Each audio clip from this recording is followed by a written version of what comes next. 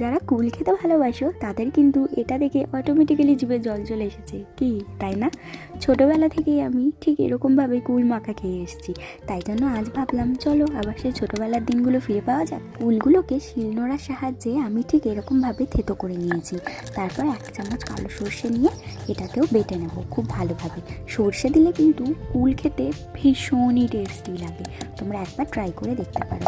তারপর 3টে কাঁচা লঙ্কাকেও এরকমভাবে থেতো করে নিয়েছি আর হালকা করে একটু বেটে নিয়েছি। এবার মাখানোর পালা। 1 চামচ লবণ, 1 চামচ সর্ষের তেল আর দিলাম 2 চামচ মতন চিনি। কুলটা যেহেতু একটু টক ছিল তার জন্য চিনিটা একটু বেশি দিয়েছি। আর দিলাম বেটে নেওয়া সর্ষে আর কাঁচা লঙ্কা। তারপর খুব ভালোভাবে হাতের সাহায্যে এরকমভাবে চটকে চটকে মাখাতে হবে। আরও একটু ঝালের জন্য আমি এখানে 1 চামচের মতো লাল লঙ্কা গুঁড়ো অ্যাড করে দিয়েছি।